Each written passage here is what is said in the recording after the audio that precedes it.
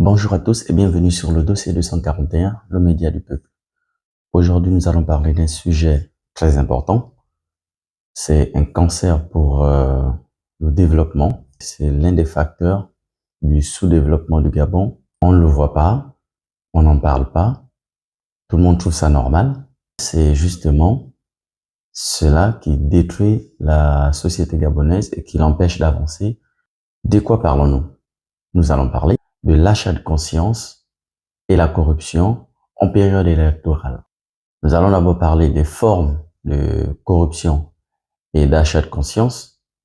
Vu que la capsule ne va pas être très longue, nous allons faire rapidement pour que le maximum de personnes puissent voir l'information.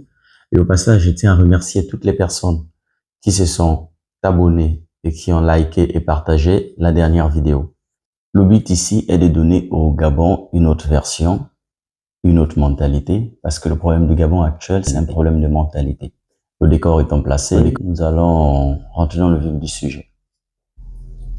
La corruption et l'achat de conscience en période électorale. Quelles sont les formes? Ça peut être sous forme de dons alimentaires, t-shirts, casquettes, accessoires.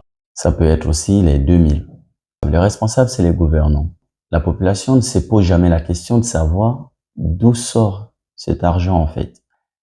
Et c'est problématique à ce niveau parce que on va découvrir que ce sont des personnes qui ont détourné, on va dire des voleurs. Ils ont volé l'argent de l'État. Le plus dur, c'est que la population accompagne ces détourneurs. Parce que la population, en acceptant des t-shirts, des gadgets, un sac de riz, je veux bien souligner que tu vas pas manger ce sac de riz pendant 7 ans. Donc, en te disant qu'un sac de riz ne va pas faire 7 ans, ça ne sert à rien pour toi de détruire le développement de ton pays pour un sac de riz ou pour 2000 qui finira après le meeting dans un bar pour une bière. À l'échelle d'une personne, 2000 c'est rien. Bien, prenons même 5000, 10 000 c'est rien. Mais à l'échelle nationale, c'est beaucoup. Aux dernières élections, on était 800 000 électeurs. Si vous prenez vos calculatrices, je vous laisse faire le calcul. Vous pouvez le marquer en commentaire. 800 000 électeurs fois 5 000 francs CFA. Ça fait combien? Et vous allez voir des sommes faramineuses que vous, population, vous aidez à détourner. Donc vous êtes des receleurs. Il faut le dire. Il faut 2 éléments pour que la corruption fonctionne. Il faut un corrupteur et il faut un corrompu.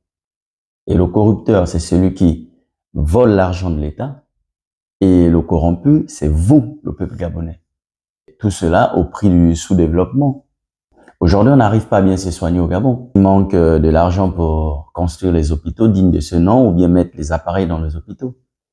Pourquoi il manque de l'argent? Il manque de l'argent parce que l'argent se trouve dans les poches des personnes qui ont détourné. Et cet argent va réapparaître en période électorale.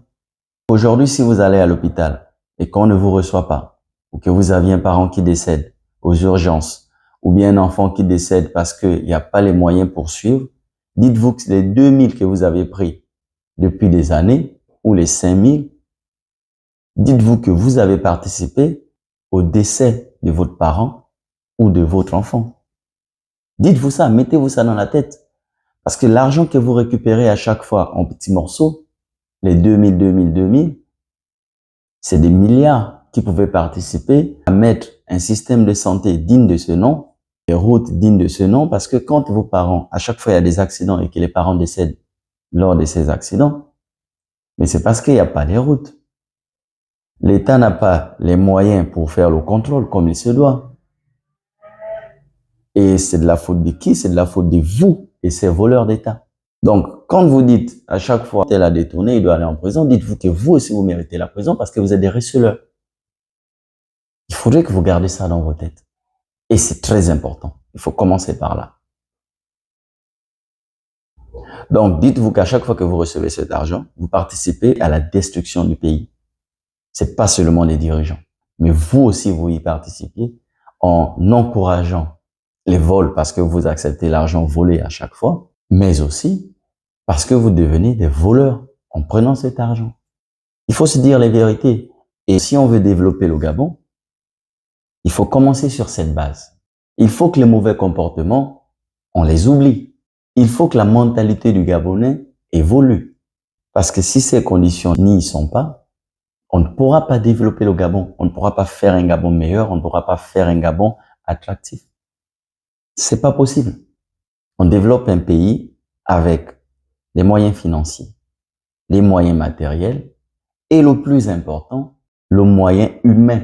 C'est l'humain qui est au centre de tout développement. Ça veut dire qu'à partir du moment où l'humain est corrompu, le développement, c'est impossible. Vous ne pouvez pas vous développer si l'humain est corrompu. C'est grâce au changement de mentalité que nous pouvons prétendre développer le Gabon. Donc, toutes les personnes qui gèrent l'appareil public, les finances publiques, toutes ces personnes doivent être des personnes intègres. Ils ne doivent pas être corruptibles ou corrompus. Pour la prochaine vidéo, nous allons parler de l'ANBG et nous allons essayer de décortiquer le rapport de l'ANBG de 2022. Je vais aller plus en détail sur ce sujet et je pense peut-être que ça va être un peu plus long parce qu'il est important que les Gabonais sachent que parfois les chiffres dans les rapports ne font pas état de la réalité. Merci à tous ceux qui sont arrivés à la fin de cette vidéo. J'espère que le contenu vous a plu et que vous avez aimé. Si jamais vous avez aimé le contenu, vous pouvez vous abonner, liker, partager, commenter. Sur ce, l'actualité continue sur le dossier 241, la voix du peuple. Et je vous dis à la prochaine et que Dieu vous garde. Merci.